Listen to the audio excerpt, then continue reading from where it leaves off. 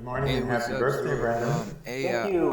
I I'm gonna thought go to this state building I in the would next few weeks here, play and Behind the just Night do a little bit Sky of theme taping, just song. because it just came Yes. to Kind of mind. I my thought it was take a on great it idea, and not only that, but tomorrow I'm gonna go from the down book. to my So bank, that's which is what I'm First going to do right National Bank, now. see if I can't open up a savings account just for the Hi, I want donation. to talk to you about something. This isn't about politics. Quite frankly, it's not about government. It's about a break time. A Midas Touch break time revolving around Behind the Night Sky Trilogy Kids Club Edition. I need you to support me to support the work of Behind the Night Sky. Visit the link here or here to donate. Midas Touch Break Time, a joint venture of GMC Drawings by Brenda and Midas Touch LLC. Together, let's build a place of rest. Let's build a Behind the Night Sky Kids Club. Must not have seen. This will make you free to see what lies behind the sky.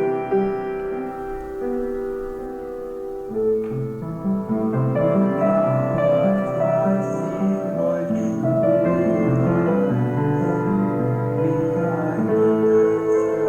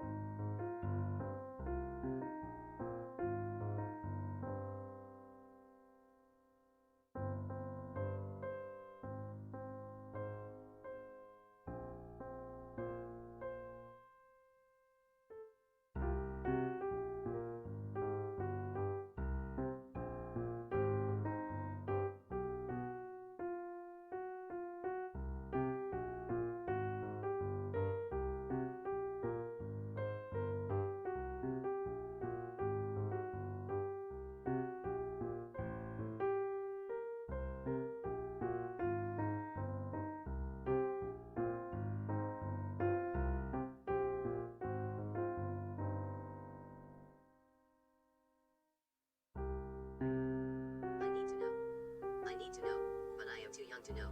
How do I understand my surroundings, if one word can have several meanings? I must find the knowledge of all things, and I did. This is my journey. W. And I was young, about 12.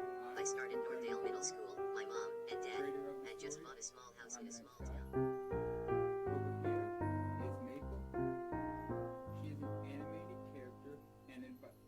By me, Brenda. She's the main character in the story, as I'm the hunt for knowledge. Maple, you ready? Yes, Brendon, I am ready. The voice is done through Microsoft Windows 10 area, Voice Speed 9, Voice Pitch 12.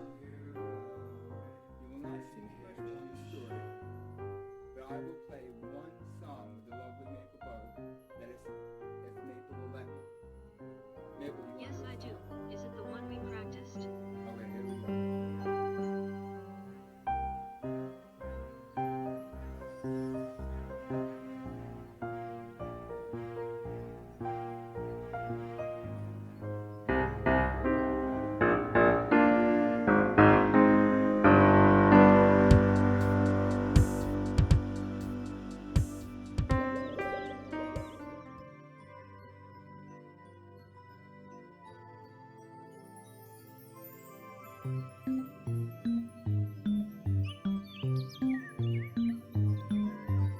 and dream, wondering if it's all a dream.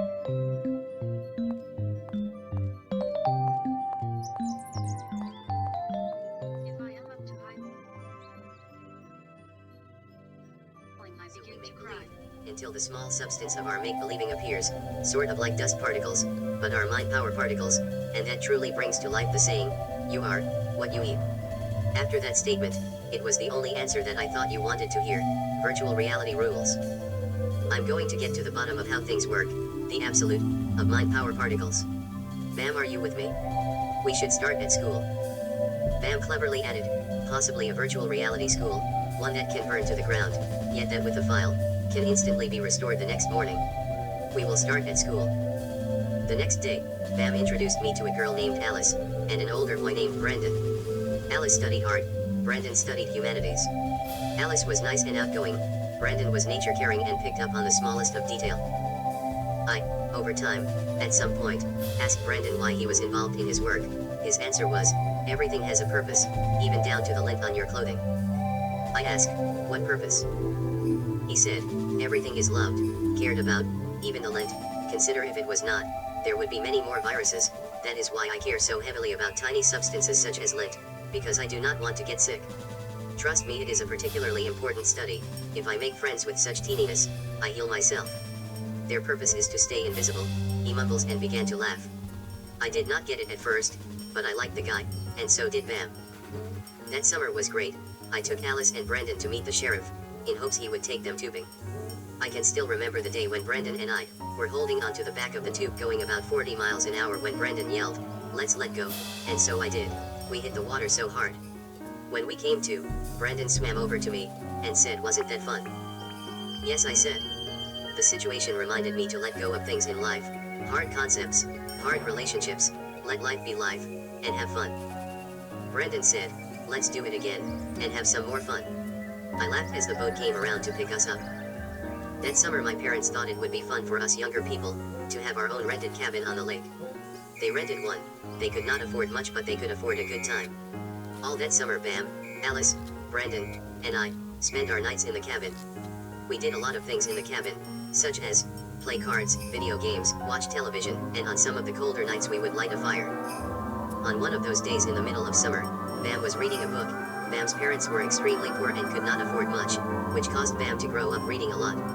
On this day Bam was reading a book named War of the Machine. The book was about a few people living inside a computerized world. The characters in the book grew up their whole lives thinking it was the real world.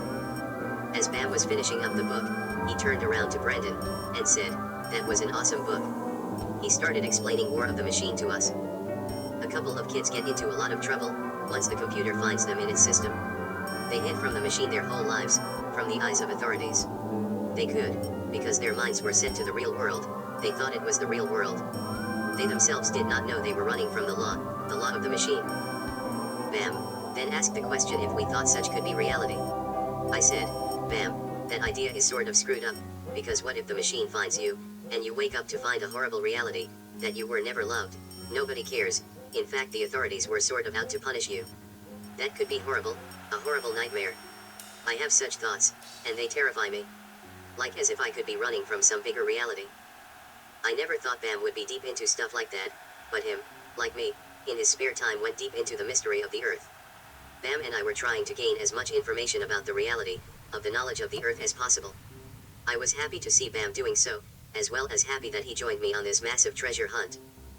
Brendon, still deep in thought about War of the Machines, said, if it is reality, someone sure has a lot of explaining. And hopefully it is not going to be me. I mean, if they do exist, they in my mind would owe me. Right. I expressed to Brendon an answer without the answer. Maybe we can do the explaining ourselves. That's if we are not afraid to find a past life we might be running from. That could not be true. We live here and now. No other lives, Brendon said. I believe in goodness, Alice said. Brendon agreed. The next day Brendon, Alice, and I walked to the store. Bam decided to go out fishing. We all needed some food. This night we planned on grilling by the lake. While at the store, we purchased a few things and walked back to our cabin. Once we arrive at the cabin, we find Bam next to the cabin, with fish in his hand. He yells, "This is what I'm eating tonight." Bam was proud to work and catch his own. Bam grew up poor. He learned to catch fish at an incredibly early age. He knew what it meant to enjoy pleasure after work, eating the labor he did for himself. That night it was warm, about 70 degrees, and not a cloud in the sky. We grilled on the beach, and instead of using charcoal, we used wood for the fire. Brendon.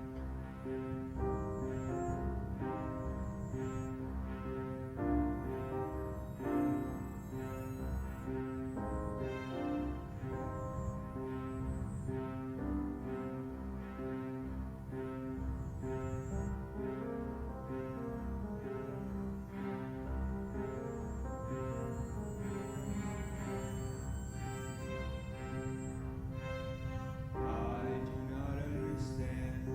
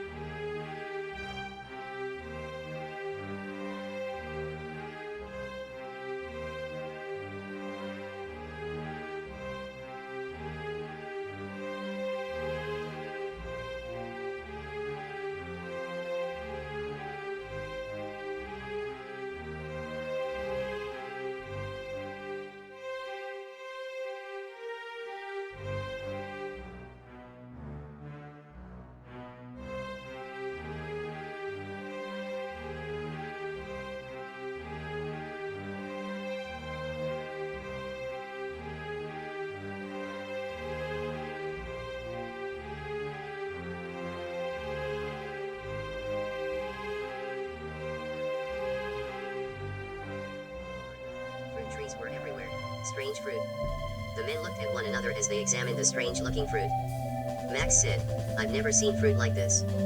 As they looked at the trees, Max found his hand slowly grab a giant orange-colored piece of fruit. "I wonder if I should take a bite," he thought, as he hears in the distance Mam say, "Take a bite." "That's great," Max said, as he chewed on an odd-shaped chunk of fruit. He seemed fine to eat, and because of that the nerves of the three calmed down. Brendon looked back to see the portal, wondering if they should be there, or if they should go any further.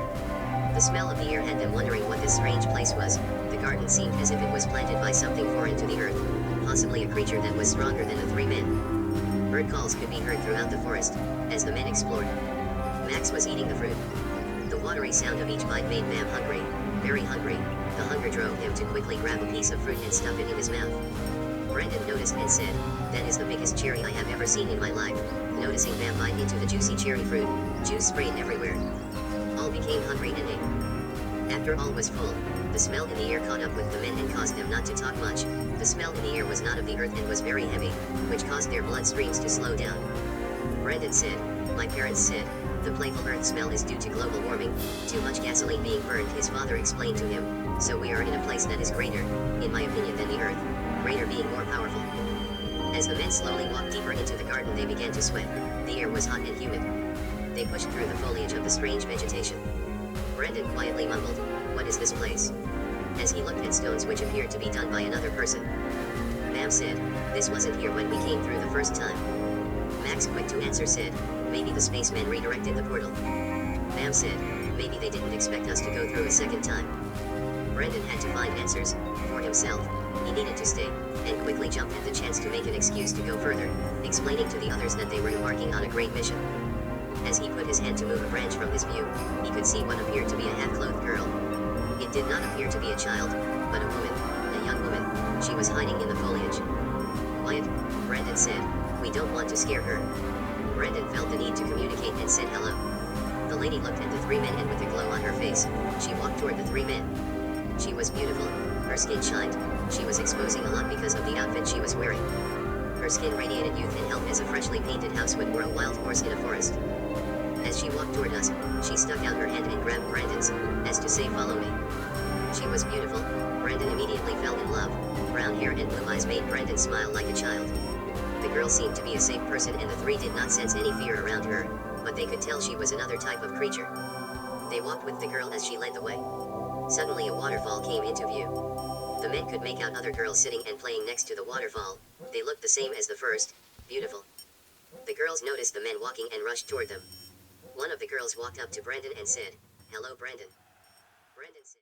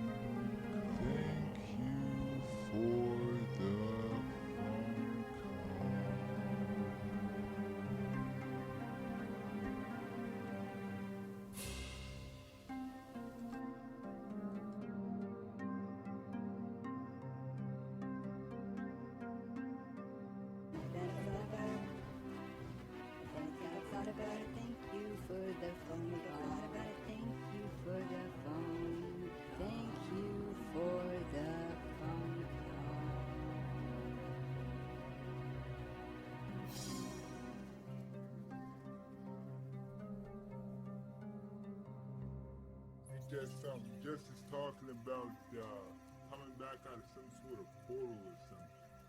I don't know about all that, but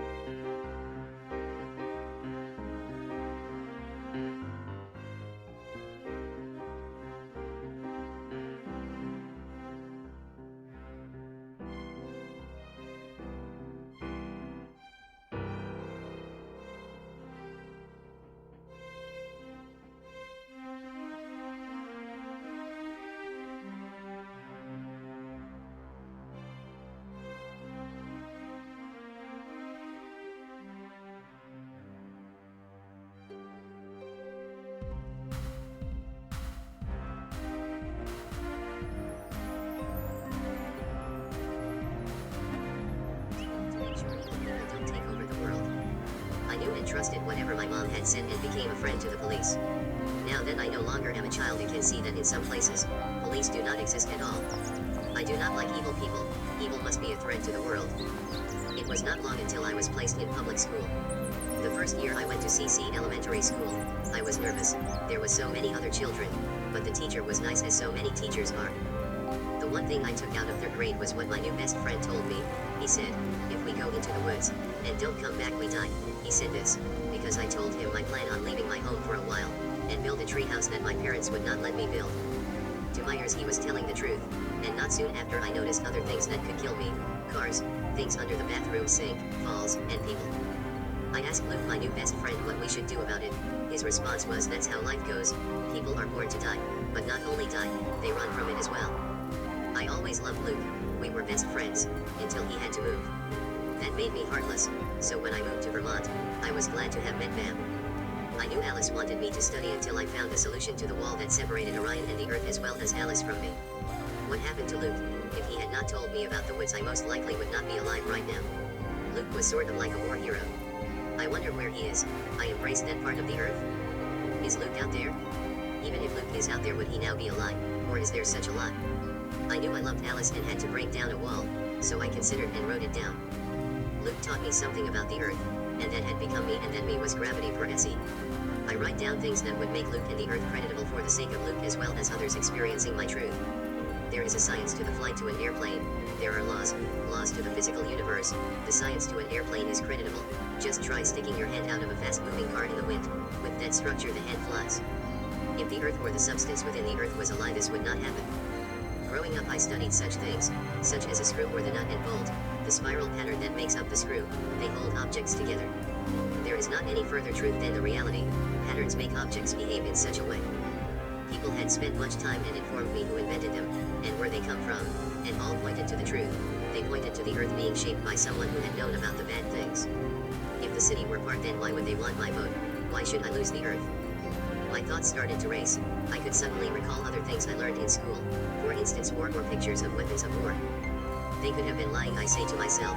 In the past, all signs that I received were bad, as if my body was standing at the edge of an exceptionally large building. I accepted that as reality. If that bad was not there, then what am I? Although I do not like fear, I accept it as part of life, as well as all the things upon the Earth. This Earth screams a message, just as my body would scream a message if I were on the edge of an exceptionally large building. If there was a wall within me, it seemed proper to say it makes me, who I am. I could envision Alice smiling at me. I could not help but love her.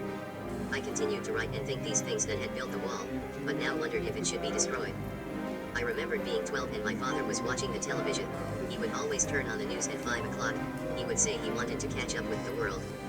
Sometimes I could watch it with him, but that was if I had the patience. On one of those occasions we started watching a police chase. To me this was exciting, excited to see good hunt down evil. Everything was under control until I watched the evil man appear in front of the police. The police, fearing for their lives, shot the man. This was all captured by a helicopter. After I saw this, I had many questions. I would have asked my father for the answer, but I did not want him to know that I questioned the police. For weeks questions went through my mind. Is it okay to kill? Where did the evil man go? Was the cop the hero? Rather than having unanswered questions, I accepted the whole incident as saying, that is what people do, everything will be alright. As I was recalling the incident, I started to remember 4th grade.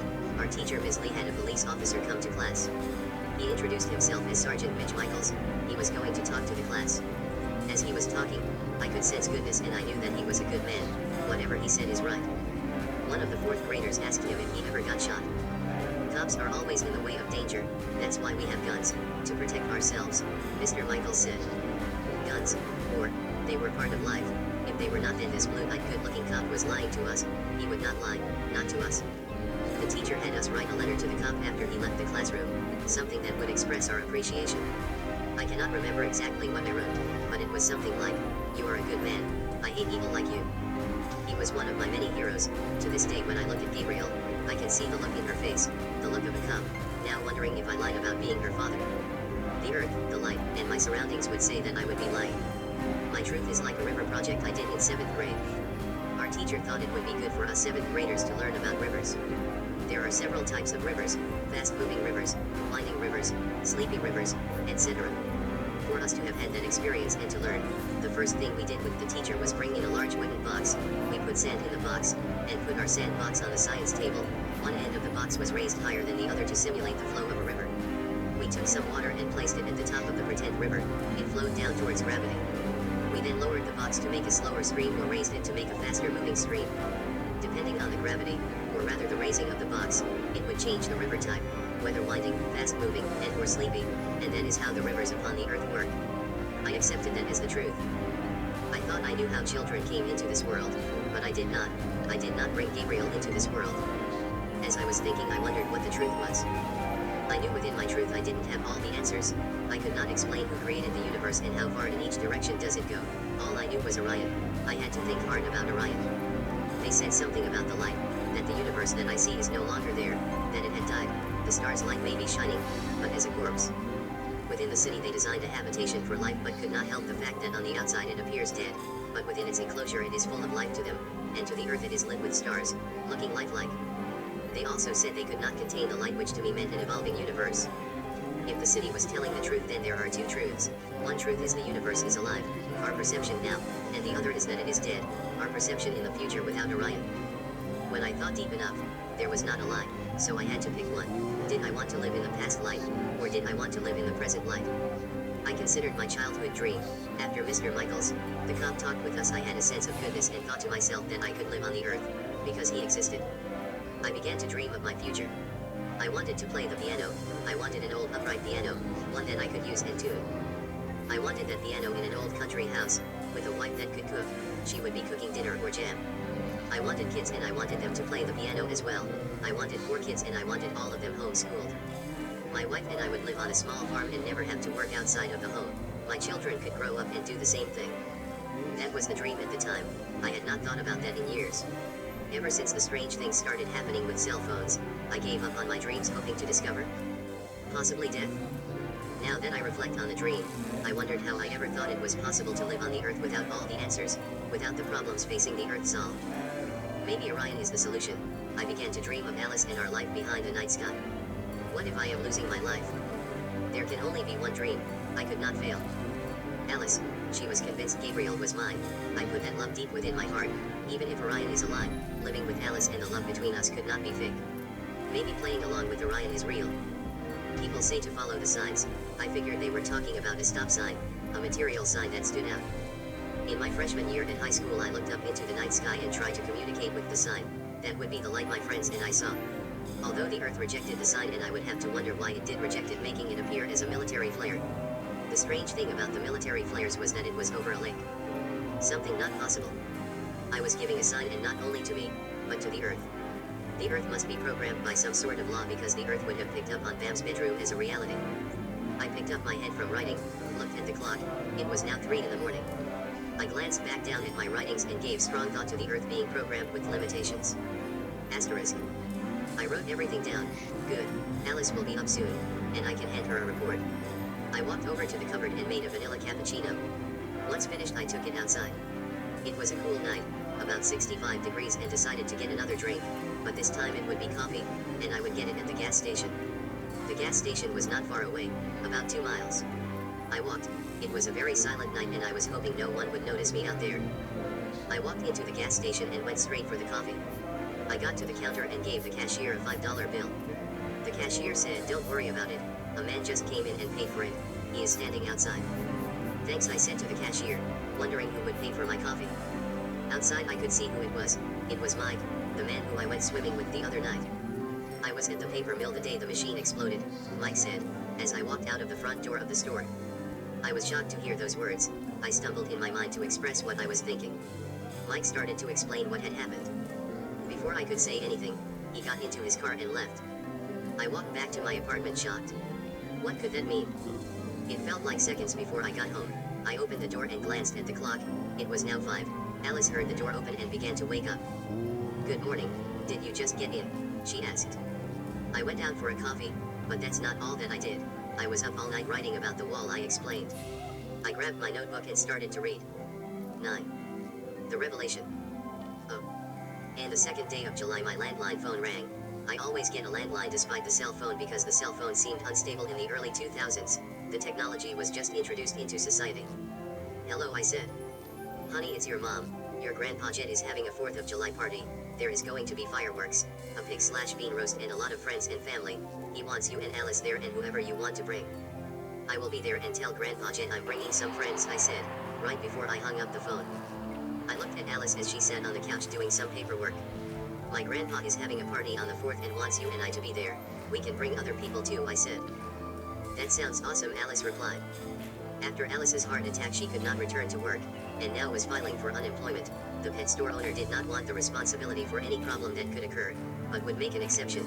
She could go back to work, but the best job for her would be something that didn't involve heavy lifting. Hopefully, she would get unemployment, because the only thing we had to live off was my social security check. Good, I'm almost done, she said, as she signed her name to the application. The day of the 4th, as usual, we had a late start getting to the party. I invited Max, Brendon, Bam, and Brenda. They probably are already there, I thought. Anxiety ran through my body. Alice in a rush grabbed the car seat with the baby in it and out the door we went. I looked at the car clock, it was 2 o'clock, we were supposed to be there at 1. My cell phone rang, I picked it up, it was my mom questioning where we were. We will be there in 15 minutes, I said. Uncle Gordon did not live far away, he lived in the next town over, he owned a small farm with plenty of land. He planned on having the party in one of his fields. We pulled up to notice dozens of cars all parked in the field. We looked to our right and saw a lot of people. Some were sitting at tables, some were playing games in the field, some were standing around a fire. Giant tents were all around. One of the tents had smoke coming from the inside. That must be where they are cooking, I said. We walked through the field greeting others as we went. We walked until we found Uncle Gordon, and there he was, near the outdoor grill. I raised my hand as to say I am here, I made it. Gordon quickly noticed and with a smile on his face walked toward me, and said, "There is my favorite nephew, and who is this beautiful young lady?" "This is my wife," I said happily to display all her splendor. "That's right, I missed the wedding. Well, you too. Welcome to my 4th of July party. This makes up for the wedding I didn't attend. There is food and drink in the tent to your left," Gordon luxuriously said. I looked around to see if I could see any of our friends. I did not see them, so we decided to stay under the tent to keep Gabriel cool. Not long after, I noticed Brendon grabbing a beer. "Hey you, where are the others?" I said. "Out by the parking lot. We were still waiting for you to arrive. I'll go get them," Brendon said. They all came up and sat down next to us at the picnic table. We started talking about the day, and in the midst of the conversation, Grandpa Jed noticed me and came over. Grandpa Jed was my father's dad. Jed said, "How are you doing, Sonny?" I introduced him to all my friends. Grandpa Jed and I have always been close, closer than me and my dad. I could always talk to him about anything and everything. In the summer days I would spend days at his house fishing, watching movies, or talking. Grandpa Jed was my favorite activity. I had not talked to him much since my dad left, but I knew we needed to spend some time together. Once Jed left, we started talking and laughing and having a good time. I thought it would be good to discuss the city. As you know, the spacemen will be back in about 7 months to take us to permanently live in Orion. That's if we vote them in. Because the Earth is covered in the ancient light of the past, here we live our lives as normal as we always have, but the reality of Orion will catch up to us. I want everyone's opinion. Are we going to vote in Orion? Brendon was first to speak. My parents showed me the reality of Orion, and that reality was not the Earth. I was shown while I was at the hospital. I was not supposed to discuss it, but rather keep it quiet. There isn't another reality for either me or my parents. They have always hoped that the city would welcome me into it. As Max and Bam have seen, it appears as if they invited me to live there, and not only to live there, but to create. Is there any problem at all with forsaking the Earth? I asked. No, because my parents raised me to live in expectation of creating. I know you have struggled, Brendon, but just knowing you have confidence makes me feel better, I said. Max spoke next. At first I thought that we would be in a lot of trouble, until we went through the portal and saw a ship. The ship took us to gardens as well as the Golden City. I felt complete there, but once we got back to Bam's apartment, I felt the experience was a mistake. Only through a second time in the city would I feel safe, and that was because Todd exists there. Todd and I were best friends until the car accident, and since his departure I have not felt the same. If I had an option, all those years ago I would have never gotten into the car. Losing Todd was awful, despite his parents did their best to explain that I still was his friend. At the time I could not look past the ancient light, and now that I can, I cannot go back to living without Todd. When the spacemen come back, I am going with them, then Todd and I can come back and forth from the Earth. Wow, I started saying, you're taking a big chance, Could you really leave your family? I'm not leaving my family, Max explained. I can come back and forth as Todd's been doing. Alice was next, and said, I have a baby, and not just a baby, but an experience from the city before we went together as a group. There my future husband told me that we were together and gave me Gabriel, and that future person that I saw in the city was Mabel. I wanted a family so bad that I was open to anything, but just recently did I wake up my gravity towards the earth. I tell myself that I will be with my love and baby. I am not going to the city without Mabel. Mabel thinks she is lying about the baby or being the father of it. What's it going to take, Mabel? Max said. Max added, we can always be friends. The city protects us from, like, me losing Todd for instance. Alice, the baby you carried would deserve that. Brenda included. I've been in college researching the topic.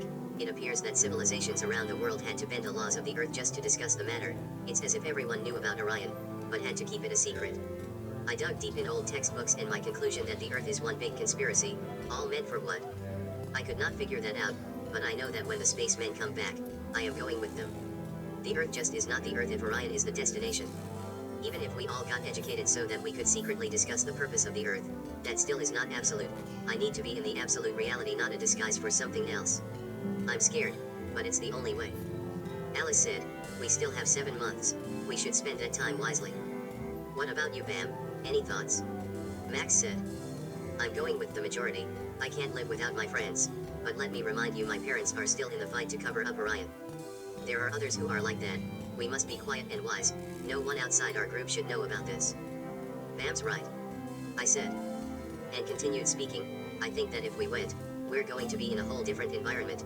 There won't be any sickness, but I am not sure if I will be me if I'm not getting sick. When I was growing up, I embraced the world as it was. I didn't think any other reality. It's hard to make sense of the people of Orion just watching us while we struggled. I could have used their help a long time ago. They left the earth and let it do its own thing.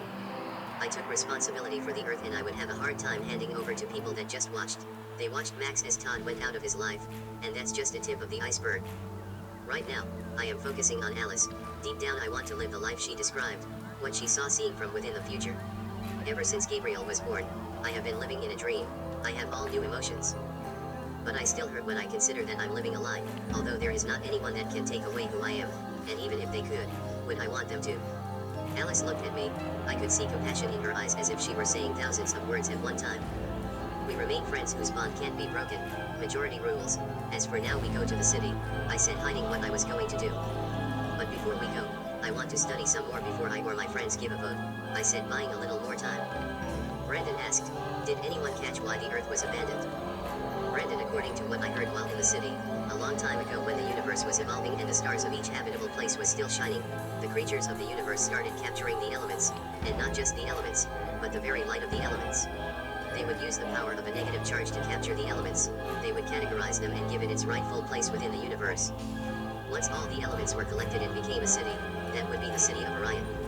This is the interesting part, I continued. Once they harvested the stars, they began to live without time, and because there wasn't time, they were able to do a lot apart from the light that once shined. Once they noticed that they were missing something, that would be the earth. The star's light had not arrived here yet. It had not formed an earth. They began to work to gain the earth. To them, the stars had died out a long time ago. After Orion noticed that it was missing a giant chunk of light, the creatures had to finish gathering all and attempted to gather the earth, but the only way to do that was to get inside the time of the people who lived there. That is what Orion had been doing to the people of the earth, breaking us out of the time of the past and bringing us into the future. Brendon, being surprised, said, that was a convincing lecture. Mabel, the earth was never abandoned. No, the earth was never abandoned, but what is it? Max added. I haven't told anyone this, I said, but as you all know, the mill where I was working when Mike and I were severely burned, I made it but Mike didn't, or so I thought he didn't. About a week ago I was up late and decided to get a coffee from the gas station. While I was pouring my coffee, Mike came in and paid for it. I knew I must talk to him, as I did. He said, well, a lot. So, the earth is purposely an illusion? Alice asked. I doubt that. That's what I made out of the conversation with Mike, I said. After that, Alice decided it was a good time to open up about her experience with Orion. When I first went to Orion, Alice said, I was shown holograms like Brendon's experience. While I watched them, they tried to explain children, and not just any children but wildlife. They explained that the living things upon the earth are once alive, it needs the proper settings, and those settings were found on the earth. For the animals, the earth provides water, shelter, food, and other creatures. The people need knowledge, love, and school to grow. Once the creatures are fully grown, they have the option to live in the city. That would mean if they were to live in the city at all. That makes sense to what Mike said about the Earth, I replied. Max added, if these things are true, then we were a code that was created within the city. That would explain why Todd is living there, because Todd was very special to his parents, and I know Todd, he would have never abandoned the love his parents gave him. I was listening to the others speak when I happened to hear a dog barking. I glanced over to my left and noticed Grandpa Jed sitting at the table next to ours. Oh no. I hope he was not there the whole time. Grandpa Jed noticed me looking at him and he looked me straight in the eyes and started walking toward me. Sonny, I want you to come over to my house tomorrow morning and we will spend the day together, he said. I managed to say sure. At the end of the night, Uncle Gordon displayed a small fireworks show. Not impressive, but it was Uncle Gordon's and I had to love it. Afterwards we all packed up and went and walked toward our cars. We said our goodbyes and separated. Just getting home, Alice opened the door to our cozy apartment. She took Gabriel out of her car seat and changed her clothes and placed her in her crib. I loved how Alice took care of the baby. Her mother instincts would have attracted anyone, and I could not help but be in love. The next morning, I was eating breakfast, knowing I was supposed to spend the day with Grandpa Jed. I was hoping it was just like any other day we spent together, but I feared he overheard us at the Independence Party. If he did, what would he say? Would he tell my family that Gabriel was not mine or some other private thing we had discussed the day before? Asterisk. I'll be back tonight, I said to Alice as she was waking up and walked out the door. Grandpa Jed lived a few miles away in a rich part of the town. He made a lot of money growing up and could afford a big house. My dad was always proud of his work ethics. He would say he had set the bar for our family. Grandpa, I said as I opened the door to his white house. Sonny, I'm glad you made it. I figured we would spend the day fishing. Grab that tackle box and the fishing pole I bought you and take it out to my truck. We go fishing a lot. He will probably take me to the same spot, which was not far from his home. I was right. 2 minutes later we were pulling out our fishing gear. We walked down to a clearing that overlooked the river. It was a nice day. I put a worm on my hook. I looked toward Grandpa and noticed Grandpa's perfect cast into the river. I was filled with expectation that he would catch a brook trout. Silence was behind the both of us for a couple of hours, before I broke the ice. Why did you bring me down here? I said nervously. Yesterday, Grandpa started saying, I overheard your conversation. I want to tell you a strong story that has been passed down from generation to generation. Long ago there dwelled cavemen. These cavemen grew over thousands of generations. Some people believe they might have come from outer space. But one thing I am sure of, is when these cavemen began, there were dinosaurs that live amongst them. The dinosaurs, animals, and cave people lived upon the earth. They constantly worked on their bodies to keep them alive and working in orderly fashion. At the time, the creatures of the earth did not understand that the universe could not stop their existence. At some point the creatures of the universe decided to have a talk with the cavemen. We have come to introduce you to our city, in hope that you will find goodness due to all the work you have done upon the earth, they telepathically said. The cavemen took that the wrong way and thought they were trying to take away their strength, and because they feared, as every creature does, they cast out the universe as enemies. The more the cavemen thought about the threat of an easy living, they got paranoid and began to fight against themselves. They fought against their own strength, and because of that they grew weaker. Because of their new weakness they blamed the universe or the creatures of it and began a battle that still happens to this day. Jed went on to say, after much time the cavemen had a solution to losing so much of their strength. They would put their strength within their surroundings. They spent millions of years walking the earth, casting their strength into the stones, plants, animals, and even the sky. Over millions of years their population grew and expanded. Some of the cavemen thought it good to put their strength within their bodies, but most of them put their evolutionary strength in their surroundings. After some time, cavemen evolved into people or some of the people. These people would go to the earth for wisdom or advice. That's when they would find the strength that their forefathers had put into the animals, stones, plants, etc. The strength was good for the people who had evolved, but there was a downside to using their strength, and that was they no longer could disagree with the earth or they would be threatened consciously by disagreeing with the fathers. Is that why the earth hides certain information, for example the universe? I asked. Yes, Jed said. Everywhere one could go on the earth they will find bits of information that was stored in the rocks, water, and atmosphere. The information makes a cover for anything that existed outside the cavemen's ways. Their information will threaten you as they threaten the creatures of the universe. That's if you step outside of their reality, although outside of their reality is threatening due to a new reality. If you go beyond the cavemen you are your own authority for Etsy. I asked, if there was another reality or universe, what would the cavemen do if they were more powerful? The earth at this time is being used by the creatures of the universe. They could not get rid of the cavemen without the cavemen's permission. They decided to use the cavemen as sort of like a grass, a covering for the earth and atmosphere of survival, Jed said. Is the earth being used for breeding? I asked, wondering if the things I saw about Orion was the absolute reality. For creatures to exist, the place that they are born in must be fit for them to grow. The Earth is fit for humans and wildlife. The atmosphere of survival causes all to be resistant to the universe, which in turn gives intelligence to the living. These would be great worth to the city. My father and his father and his father's father at some point had to let go of their own ability to live and had to make peace to survive the universe. You must understand that the caveman's wisdom would not go much further than the cave. Most of the evolving people and creatures wanted more, for instance a city or a boat. How about a cruise ship, I said. Similar to more stuff, Jed said. For the people to expand their ways and thinking, Jed continued, they had to make peace because of their forefathers' mistake, and that peace would make them closer to the creatures out there living in the city. These creatures have always been around, so, as soon as people break out of the wisdom of the earth, they are confronted with the universe and ultimately the original plan that started billions upon billions of years ago. This is what the universe would have happened, for people to find the plan and work as one. The earth is being used for breeding grounds, and a variety of creatures come here to give birth. That would include the lion and bear. My father was born here, and his father was born here, and so on. Our tradition, he went on to say, is to live in the city. If you dig deep down in your heart, commit to our family and decided that we were friends, then you could expect to have a child, before you ever make the child, and that's because the time here on earth is in its own time. Did you receive my father in a similar way as I received Gabriel? I asked. No, Grandpa Jed replied. I went to the city first and then come back and everything was the same as I left. My father never knew that I was gone. But I know who did receive their child in a way that was like yours, and that would be your father. According to him, while he was still growing, a baby showed up in your parents' newly purchased home. At first, they did not know what to do with it, they were confused, but because a baby appearing without anyone causing the baby to appear there, your mother decided to keep it. She had always wanted a child but could not have children. The baby that your parents found was you. Yesterday when I overheard your conversation with your friends, you had mentioned Gabriel. That is why I brought you out here today. I wanted to comfort you and not only comfort the idea of having a child, but the loss of your father as well. Your father said days prior to his disappearance he was going home to create the part of life that did not exist when you appeared on his living room floor, the part of life that spoke truth, his truth.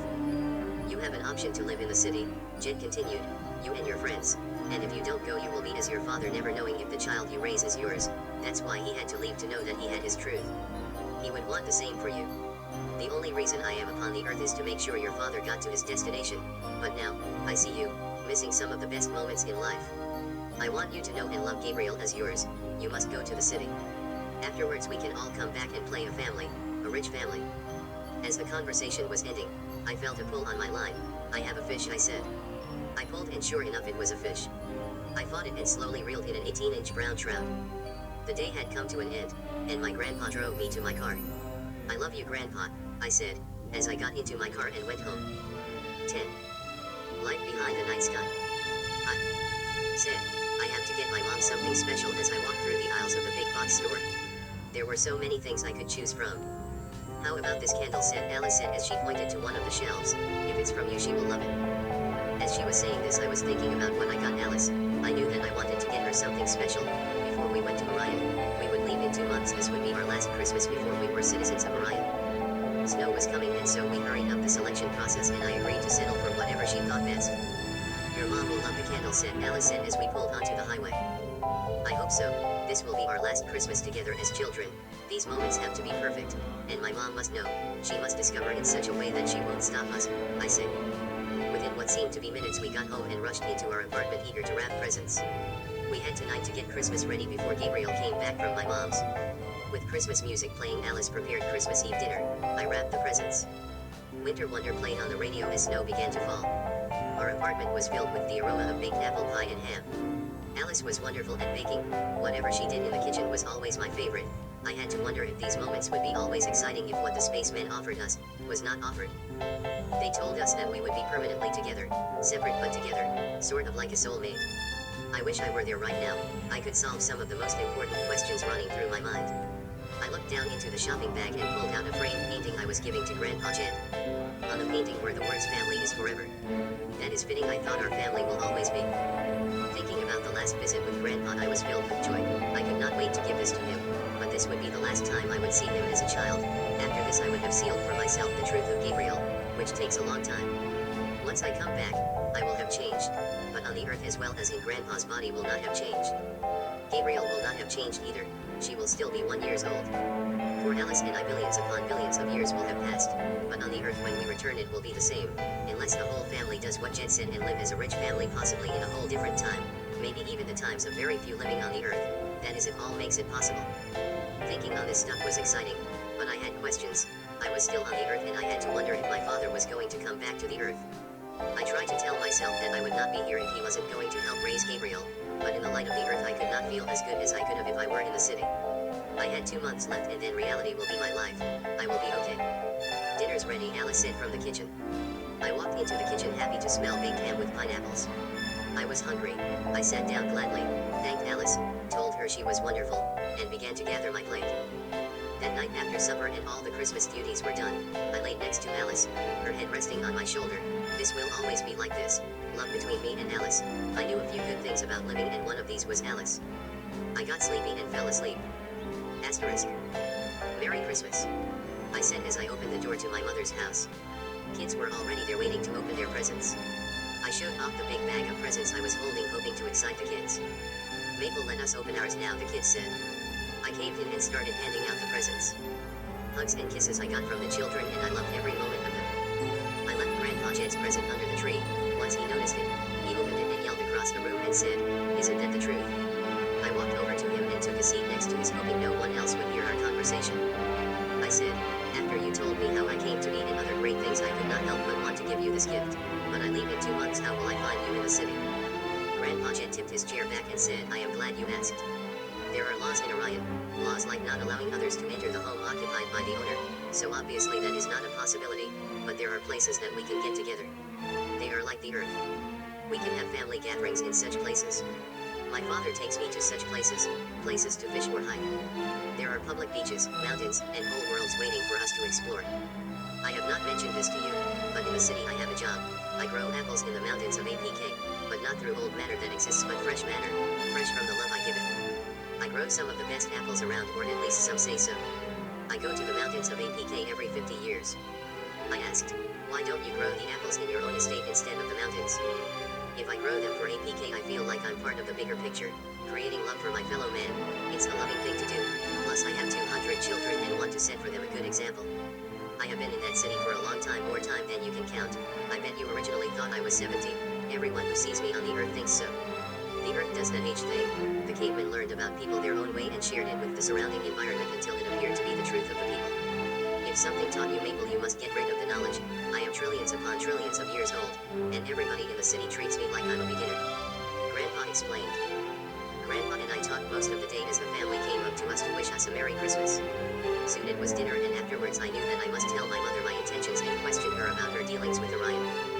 The variety of food lightened up the atmosphere as I watched a lot of hens grab food, their portion of a variety of food. Green beans, stuffing, turkey, gravy, and Aunt Carol made her special dish which tended to be my main course. I grabbed the large spoon that sat on top of the casserole and gathered as much green bean casserole as I could fit onto my plate. Christmas music sounded throughout the house, and time went by fast. Soon, after most had eaten, everyone explained that they must go home. I didn't the night fly by, as someone walked out the door to their car. I watched as most of the people gathered their belongings and walked out the door. Aunt Carol stayed behind. She thought it good to help my mother clean. As they were doing this, Alice took over my mom's effort to clean and told her she needed to rest. My mom agreed and sat down in the living room. This is the moment I considered. We have some time now to discuss Orion. I sat down on the couch next to her, a bit nervous, but anxious. The next couple of hours were going to be important. I started talking. Mom, we never talk about certain stuff, and I want to give it a try. My friends and I have discovered a portal, and that portal leads to a city. That would be the city the universe is made up of. The universe invited my friends and I to live there. I had a talk with Grandpa, and he explained that he has been living there for a long time. He also mentioned that I wasn't born in a natural way, that you found me on the living room floor. Gabriel came in a similar way, I said. My mother looked at me shocked. She struggled for words and said, when do you plan on moving there? In a couple of months, I said. I will explain it the way I lived it, she said. When I was younger. When I was a teenager, I worked hard for a child, but in my young adult years the doctors told me that I could not have children. I was upset and began to seek for help from the universe. Slowly things started happening for me, strange things, things that caused me to look deeper. I would not know if I would call it a portal, but a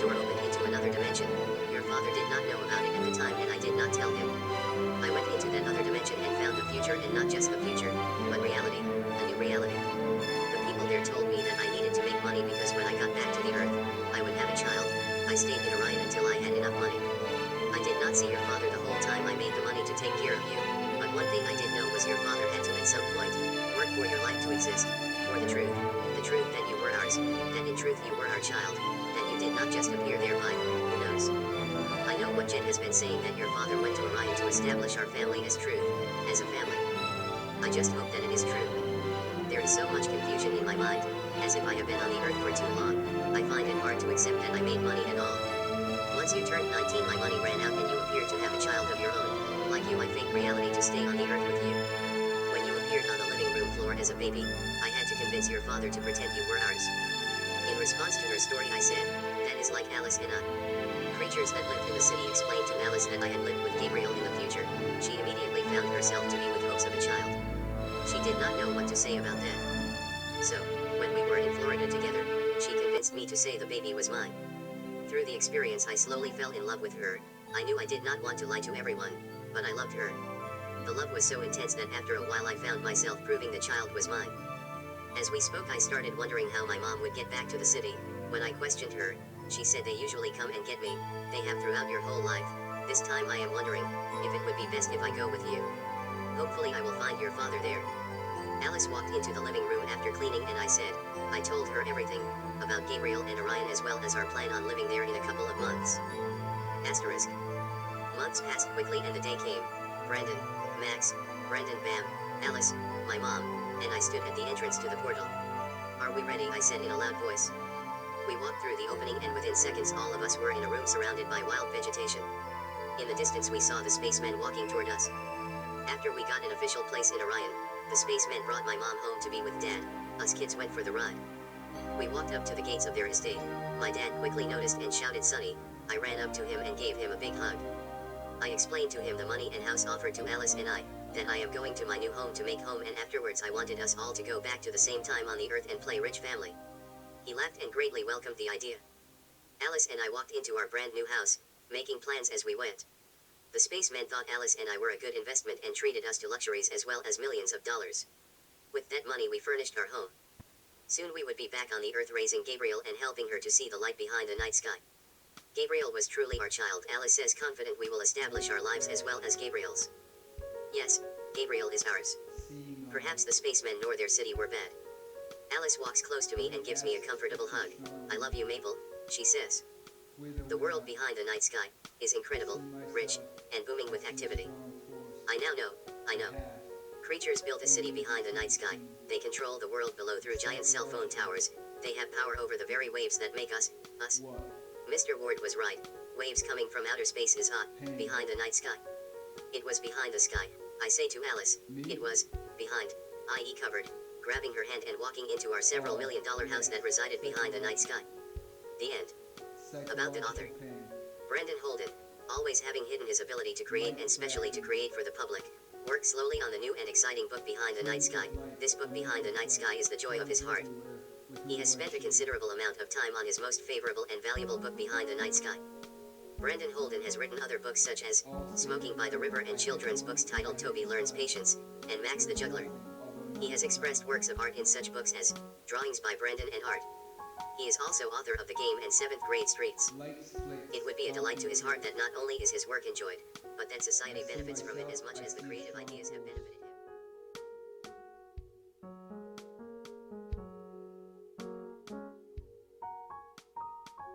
Light fraction. Streams of light are mental flight, colors everywhere, with who do I share?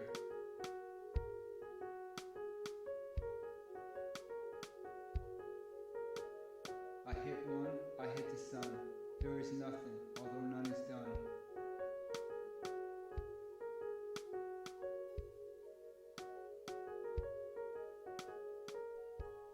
Light fractions, seeing all.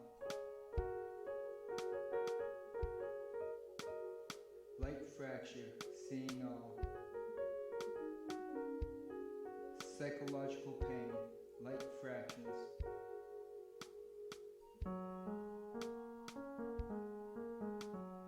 Streams of light, a mental flight, colors everywhere, with who do I share? I hit one, I hit the sun, there is nothing, although none is done. Light